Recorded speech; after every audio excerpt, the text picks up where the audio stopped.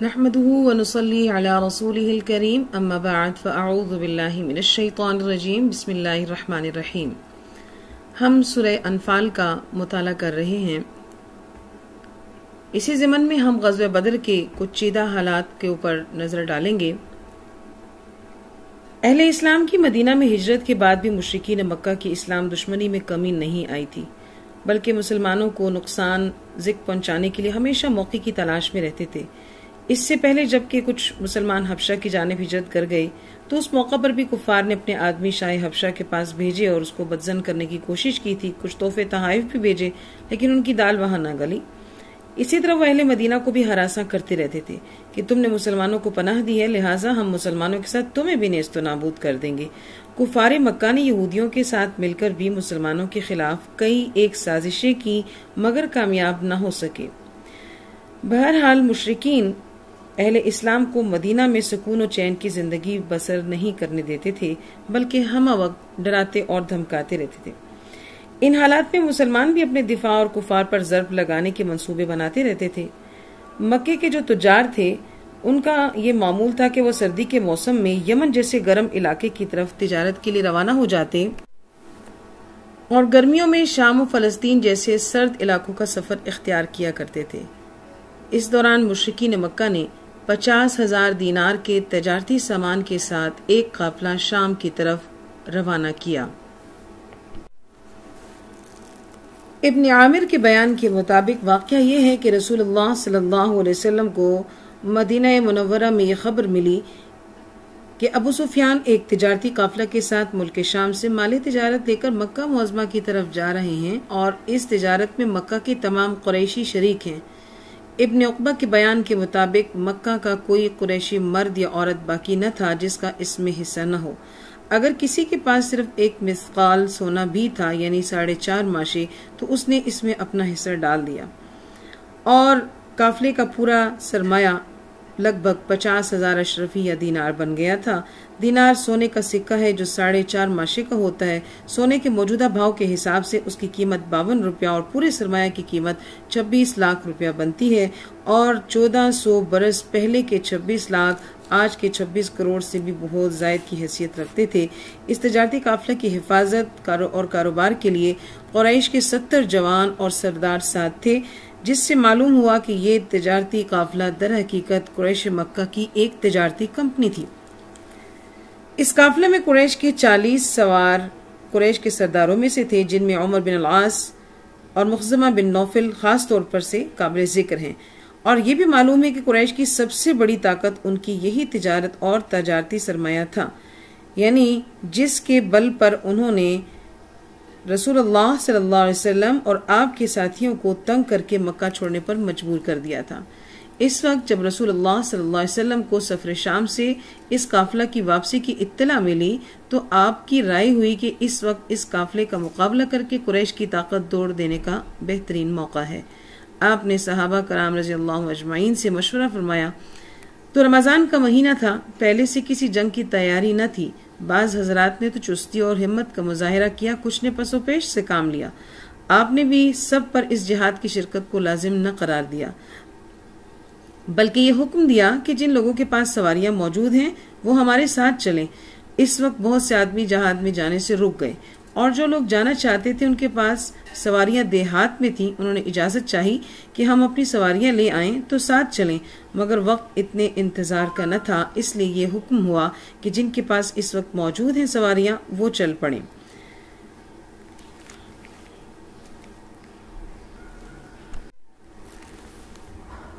तो यूं बहुत कम से लोग तैयार हो गए और रवाना हो गए। इन लोगों को ये भी इत्मीनान था कि ये तजारती काफिला है, कोई जंगी लश्कर तो नहीं जिसके मुकाबले के लिए रसूलुल्लाह सल्लल्लाहु अलैहि वसल्लम और आपके साथियों को कुछ ज्यादा लश्कर और मुजाहिदीन की जरूरत पड़े।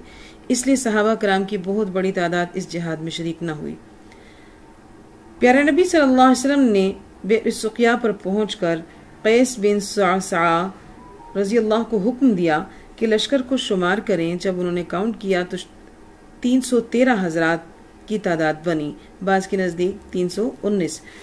हुज़ूर सल्लल्लाहु अलैहि वसल्लम सुनकर बहुत खुश हुए और फरमाया कि ये तादाद तो असहाब तालूत की है, इसलिए नेक फतह और कामयाबी की यानी कि एक इशारा मिलता है। सहाबा कराम के साथ कुल 70 ऊँट थे।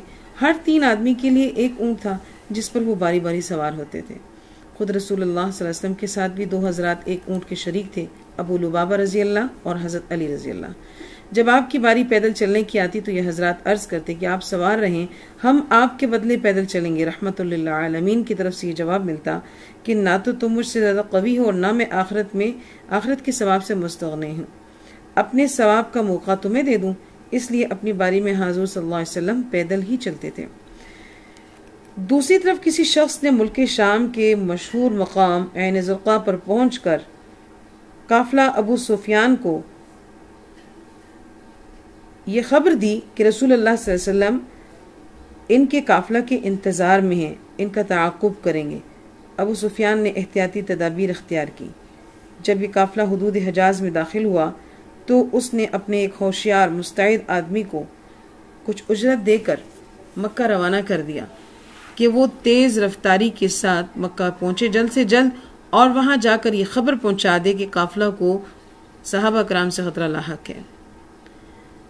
और उस जमाना की खास रस्म के मुताबिक जब कोई खतरे का ऐलान करना होता तो अपनी ऊँटनी के नाक और कान काट दिए उसने और अपने कपड़े भी आगे पीछे से फाड़ डाले, कजावे को उल्टा करके ऊँटनी के पुश्त पर रखा। ये अलामात खतरा की घंटी समझी जाती थी। जब वो इस तरीके से इस शान से मक्का में दाखिल हुआ तो एक कोहराम, एक हलचल मच गई पूरे मक्का में और तमाम कुरैश मुदाफ़ियत के लिए तैयार हो गए। जो लोग इस जंग के लिए निकल सकते थे खुद निकले, जो किसी वजह से नहीं जा सकते थे, माजूर थे, उन्होंने अपनी जगह किसी को कायम मकाम बना करके भेजा और जंग के लिए तैयार किया। 3 दिन के अंदर अंदर ये लश्कर पूरे साजो सामान के साथ तैयार हो गया। इनमें जो लोग इस जंग में शिरकत से हिचकिचाते तो उसको लोग मुश्तबा निगाहों से देखते और कहते कि ये तो मुसलमानों का हम ख्याल है, इसलिए उसको मजबूरन निकलना पड़ता फिर। और जो लोग एलानिया तौर पर मुसलमान थे और अभी तक उज़र की वजह से हिजरत नहीं कर पाए थे बल्कि मक्का में बस रहे थे, तो उनको और बनु हाशिम के खानदान में जिस पर भी ये गुमान था कि मुसलमानों की हमदर्दी रखता है, उनको भी इस जंग के लिए निकलने पर मजबूर किया। इन्हीं मजबूर लोगों में प्यारे नबी सल्लल्लाहु अलैहि वसल्लम के चचा हज़रत अब्बास रज़ी अल्लाह और अबू तालिब के 2 बेटे तालिब और अकील भी थे। आगे बढ़ने से पहले यहाँ पर हम प्यारे नबी सल्लल्लाहु अलैहि वसल्लम की फूफी साहिबा का एक ख्वाब भी शेयर करेंगे। प्यारे नबी सल्लल्लाहु अलैहि वसल्लम की 4 फूफियाँ थीं। इनमें से हज़रत सफ़िया रज़ी अल्लाह अन्हा तो बिल यकीन ईमान लेकर आई थीं, मगर 2 कुफ्र की हालत में उनकी वफात हुई थी। आतिका के मुतालिक दोनों किस्म की रवायात मौजूद हैं, मगर ज्यादा इम्कान यही है कि वो भी ईमान ले आई थी। जिन दिनों मक्का में मुसलमानों के खिलाफ गम और गुस्सा की आग भड़क रही थी, आतिका ने ख्वाब देखा कि एक फरिश्ता आसमान से उतरा है। उसने पहाड़ से एक पत्थर लेकर इस तरीके से मारा है कि वो टुकड़े टुकड़े हो गया और मक्के के हर घर में एक एक टुकड़ा गिरा है। उसने ये ख्वाब अपने भाई अब्बास रजी अल्लाह के सामने बयान किया तो जिन्होंने आगे दूसरों को बताया तो इस ख्वाब का आम चर्चा हो गया। इस पर अबू जहल को बड़ा गुस्सा आया। कहने लगा, पहले इस खानदान के मर्द नबूवत का दावा करते थे, अब औरतें भी मुद्दई बन रही हैं। ये सब फजूल है, किसी वहम में मुब्तला न हो, मुसलमानों के खिलाफ निकल खड़े हो। इस तरह उसने अपने आदमियों को जबरदस्ती साथ मिला लिया। बहरहाल अबू सुफियान के पैगाम पर एक लश्कर तैयार हो गया। 1000 जवान, 200 घोड़े, 600 जिरहें, गाने बजाने वाली, तराने गाने वाली लौंडियां और उनके तबले वगैरह, ये सब लेकर ये बदर की तरफ निकल पड़े। हर मंजिल पर 10 ऊँट, यानी जहां उनका पड़ाव होता तो 10 ऊँट इन लोगों के खाने के लिए ज़िबा होते, यानी पूरे जश्न और तर्ब के साथ जा रहे थे। दूसरी तरफ रसूलुल्लाह सल्लल्लाहु अलैहि वसल्लम सिर्फ एक तजारती काफिला के अंदाज से मुकाबला की तैयारी करके 12 रमजान को पीर के दिन मदीना तैयबा से निकले और कई मंजिल तय करने के बाद बदर के करीब पहुंचकर आपने 2 शख्सों को आगे भेजा कि वो अबू सुफियान के काफिला की खबर लाएं। मुखबरों ने यह खबर पहुंचाई कि अबू सुफियान का काफिला आप सल्लल्लाहु अलैहि वसल्लम के ताक़ुब की खबर पाकर साहिल दरिया के किनारे किनारे से गुजर गया और उसकी हिफाजत और मुसलमानों के मुकाबले के लिए मक्का से 1000 जवानों का लश्कर जंग के लिए आ रहा है। हालात का नक्शा पलट गया। इस वक्त रसूलुल्लाह सल्लल्लाहु अलैहि वसल्लम ने अपने रुफ़क़ा से मशवरा किया और आने वाले लश्कर से जंग करना है या नहीं। हज़रत अबू अयूब अंसारी और बाज़ दीगर हज़रात ने अर्ज़ किया कि हमसे इनमें मुकाबला की तो ताकत नहीं, न हम इस इरादे से आए हैं। इस पर हज़रत अबू बकर सिद्दीक खड़े हो गए, हमेशा की तरह पहल करने वाले, तामील हुक्म के लिए अपने आप को पेश किया। फिर उमर फारूक आज़म खड़े हुए, इसी तरह तामील हुक्म और जिहाद के लिए तैयार होने का इजहार फरमाया। फिर हज़रत मिक़दाद रज़ी अल्लाह खड़े हुए और अर्ज़ की कि अल्लाह के रसूल सल्लल्लाहु अलैहि वसल्लम, जो कुछ आपको और अल्लाह ताला का हुक्म मिला है आपको उसको जारी करें, हम आपके साथ हैं। बखुदा हम आपको वो जवाब न देंगे जो बनी इसराइल ने मूसा अलैहिस्सलाम को दिया था कि फ़ज़हब अंत व रब्बुका फ़क़ातिला इन्ना हाहुना क़ाइदून, कि आप और आपका रब जाइए और लड़िए, हम तो यहाँ बैठे हैं। कसम है उस ज़ात की कि जिसने आपको दीन हक दे के भेजा है, अगर आप हमें मुल्क हबशा के मकाम तक भी ले जाएंगे तो हम आपके साथ जंग के लिए चलेंगे, यानी कि आप हमें दूर भी ले जाएं, हमें इससे आगे भी जाना होगा तो हम जंग के लिए तैयार हैं। हुज़ूर सल्लल्लाहु अलैहि वसल्लम बहुत खुश हुए और उनको दुआएं दी। मगर अभी तक हजरात अंसार की तरफ से, यानी ये महाजरीन की तरफ से बात आई थी, अंसार की तरफ से कोई मुआफ़क़त की आवाज़ ना उठी और एहतमाल था कि हजरात अंसार जो हैं वो जिन्होंने मुआहदा किया हुआ है नुसरत इमदाद का हुज़ूर सल्लल्लाहु अलैहि वसल्लम के साथ, वो अंदरून मदीना का था, मदीना से बाहर इमदाद करने का वो पाबंद नहीं। इसलिए आपने फिर मजमा को खिताब किया कि लोगों मुझे मशवरा दो कि इस जिहाद पर इकदाम करें या नहीं। खिताब करो ये सुखन जो है वो अंसार की जानिब था। हज़रत साद बिन मुआज़ अंसारी रज़ी अल्लाह अन्हु समझ गए और अर्ज़ किया कि अल्लाह के रसूल सल्लल्लाहु अलैहि वसल्लम, क्या आप हमसे पूछना चाहते हैं? आपने फरमाया हाँ। साद बिन मुआज़ रज़ी अल्लाह ने अर्ज़ किया कि या रसूलल्लाह सल्लल्लाहु अलैहि वसल्लम, हम आप पर ईमान लाए और इसकी शहादत दी है कि जो कुछ आप फरमाते हैं सब हक है। हमने आपसे अहद व पैमान किए हैं, हर हाल में आपकी इताअत करेंगे, इसलिए आपको जो कुछ अल्लाह का हुक्म होता है उसको जारी फरमाइए। कसम है उस ज़ात की कि जिसने आपको दीन हक के साथ भेजा है, अगर आप हमको समंदर में भी ले जाएं तो हम आपके साथ दरिया में घुस जाएंगे, हम में से एक आदमी भी आपके पीछे न रहेगा। हमें इसमें कोई गरानी नहीं कि आप कल ही हमें दुश्मन से भड़ा दें। हमें उम्मीद है कि अल्लाह ताला आपको हमारे काम से ऐसे हालात का मुशाहिदा कराएगा जिससे आपकी आंखें ठंडी होंगी। सुभान अल्लाह। हमें अल्लाह के नाम पर जहां चाहे ले चलिए। साद बिन मुआज़ रज़ी अल्लाह की इतनी उम्दा तकरीर से रसूलुल्लाह सल्लल्लाहु अलैहि वसल्लम बहुत मसरूर हुए और काफिले को हुक्म दिया कि अल्लाह के नाम पर चलो। ये 313 लोग चल पड़े और ये खुशखबरी सुनाई आप सल्लल्लाहु अलैहि वसल्लम ने कि मुझसे अल्लाह ताला ने ये वादा फरमाया है कि इन दो जमातों में से एक जमात पर हमारा गलबा होगा। दो जमातों से क्या मुराद कि एक अबू सुफियान का तजारती काफिला जो मुल्क शाम से आ रहा था और दूसरा ये मक्का से आने वाला वो लश्कर जो जंग की तैयारी किए जा रहा था। फिर फरमाया कि खुदा की कसम, मैं गोया अपनी आंखों से मुशरिकीन की कत्लगाह देख रहा हूँ। यानी आप सल्लल्लाहु अलैहि वसल्लम ने सहाबा कराम को एक तसल्ली दे दी कि वो इसको समझ लें और कि अल्लाह ताला जरूर उनको फतह से हमकिनार करेगा। अब ये दोनों लश्कर, एक ईद यानी तजारती काफिला और दूसरा नफीर के नाम से ताबीर जो मुसल्लह फौज थी, तो मुसलमान ये चाहते थे कि तजारती काफिला पर कब्जा आसान और बेखतर था। वही चाहते थे कि क्योंकि एक मुबहम वादा था, बहुत से सहाबा की तमन्ना हुई, उनको ये ख्वाहिश हुई कि वो जमात जो है जिसमें यानी कोई जंग व जदल भी नहीं है और वो एक तजारती काफिला है, तादाद में भी कम होगा, तो उन पर जो है वो कब्जा करना आसान होगा और वो ये चाहता था कि वो उस पर कब्जा कर ले। लेकिन अल्लाह ये चाहते थे कि हक हक हो जाए और बातिल बातिल हो जाए। यानी अल्लाह सुब्हानहू व तआला मुसलमानों का यानी इस्लाम और कुफ्र का मार्का चाहता था और इसको यौमुल फुरकान बना देना चाहता था। सूरतुल अनफाल की आयत नंबर 42 के अंदर अल्लाह सुब्हानहू व तआला मैदान बदर का नक्शा पेश करते हैं कि मकाम बदर का क्या नक्शा था कि इज़ अंतुम बिलउद्वति दुनिया वहुम बिलउद्वतिल कुस्वा, कि तुम मैदान के इस किनारे पर थे और दुश्मन परले किनारे पर था।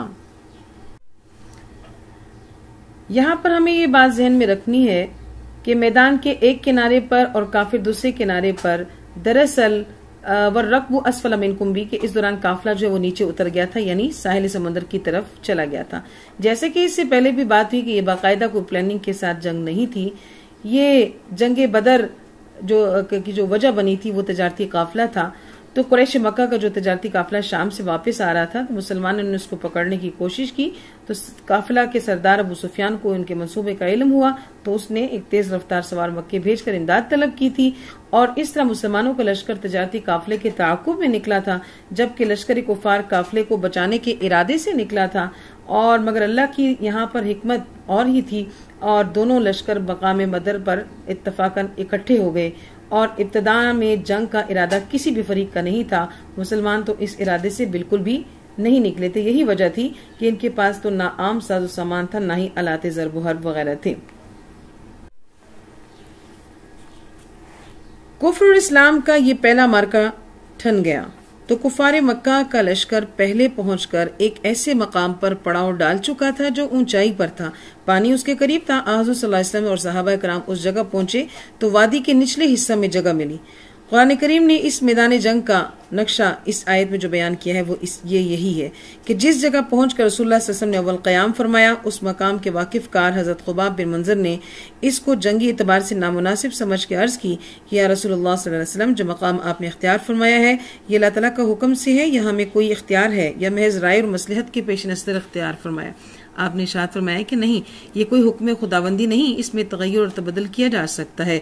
तो फिर उन्होंने अर्ज की कि फिर बेहतर है कि इस मकाम से आगे बढ़कर मक्की सरदारों के लश्कर के करीब एक पानी का मकाम है, उस पर कब्जा किया जाए, वहां हमें पानी भी अफराद के साथ मिल जाएगा।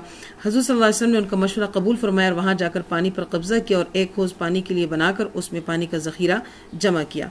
इससे मुतमईन होने के बाद हज़रत साद बिन मुआज़ रज़ियल्लाहु अन्हु ने अर्ज की कि अल्लाह के रसूल सल्लल्लाहु अलैहि वसल्लम, हमारा ये ख्याल है कि हम आपके लिए एक सायाबान किसी महफूज जगह में बना दें जहां आप मुकीम रहें और आपकी सवारियां भी आपके पास रहें। यानी उनका इरादा ये था कि हम दुश्मन के मुकाबले में जिहाद करेंगे। अगर अल्लाह ने हमें फतह नसीब फरमाई तो यही मकसद है कि अगर खुदा न ख्वास्ता कोई दूसरी सूरत हो तो हम अपनी सवारी पर सवार होकर सहाबा कराम के साथ जा मिलें जो मदीना में रह गए हैं, क्योंकि मेरा गुमान यह है कि वो लोग भी जानिसारी और आपसे मोहब्बत में हमसे कम नहीं।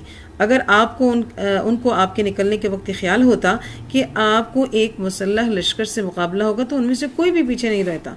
आप मदीना पहुंच जाएंगे तो आपके रफीक कार रहेंगे वो लोग।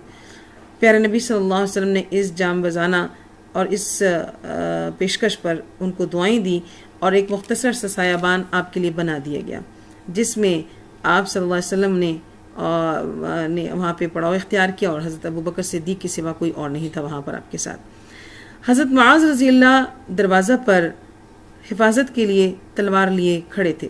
मार्के की पहली रात थी। 313 बेसरो सामान लोगों का मुकाबला अपने से 3 गुना तादाद ज्यादा मुसल्लह फौज से था। मैदान जंग का नक्शा भी कुछ यूं कि अच्छा मकाम उनके कब्जे में था। निचला हिस्सा वो भी सख्त और रेतीला, जिसमें चलना उनके लिए दुश्वार था। ये इनके हिस्से में आया। तबई परेशानी भी और फिक्र भी सबको थी। बाज लोगों के दिल में शैतान ने वसाविस भी डालने शुरू कर लिए कि तुम लोग अपने आप को हक पर कहते हो और इस वक्त भी बजाय आराम करने के नमाज तहज्जुद वगैरह में मशगूल हो। हाल ये है मगर कि दुश्मन हर हैसियत से तुम पर गालिब आया हुआ है और तुमसे बड़ा हुआ है। इन हालात में अल्लाह ने मुसलमानों पर एक खास किस्म की ऊँग नींद को मुसल्लत फरमा दिया, जिसने हर मुसलमान को खा उसका इरादा सोने का था या नहीं उसको जबरन सुला दिया। हज़रत अली रज़ी अल्लाह ने फरमाया कि ग़ज़वे बदर की इस रात में हम में से कोई बाकी नहीं रहा जो सो न गया हो। सिर्फ रसूलुल्लाह सल्लल्लाहु अलैहि वसल्लम तमाम रात बेदार रहे और सुबह तक नमाज तहज्जुद में मशगूल रहे।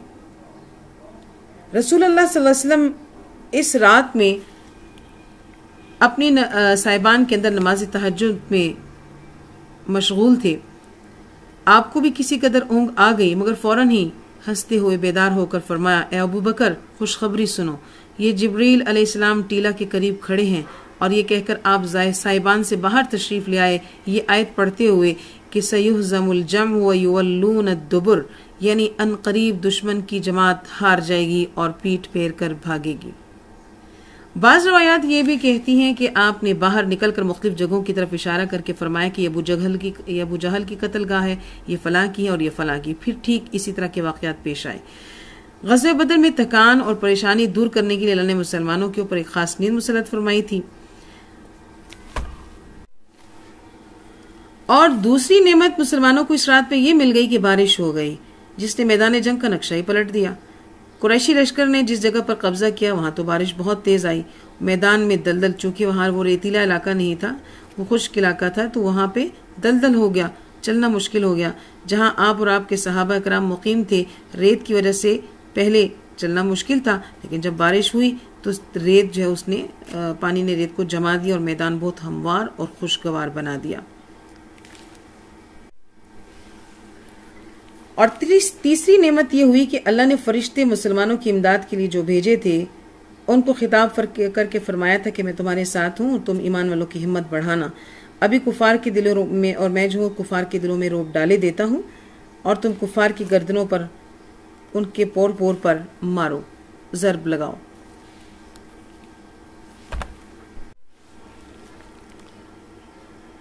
मार्के बदर के दिन जब मक्का के 1000 जवानों का लश्कर टीला के पीछे से मैदान में आया तो मुसलमानों की किल्लत और कमजोरी और अपनी कसरत और कुव्वत पर बड़ा फख्र करता हुआ मुतकब्बिराना अंदाज में सामने आया।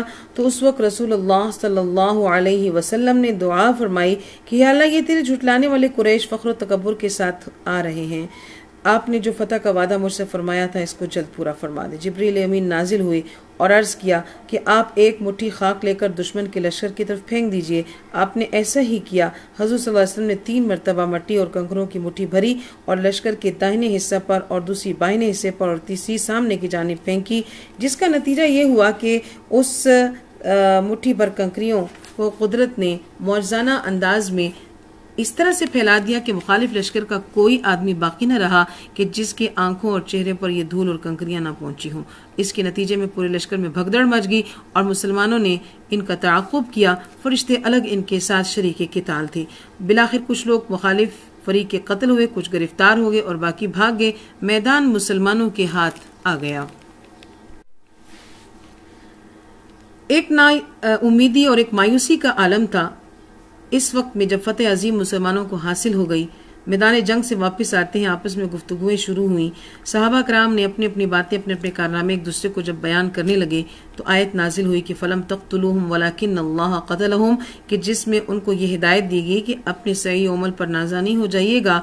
जो कुछ हुआ वो सिर्फ आपकी मेहनत और कोशिश का नतीजा नहीं, बल्कि खालिसतन हक़ ताला की नुसरत और इमदाद का समरा है।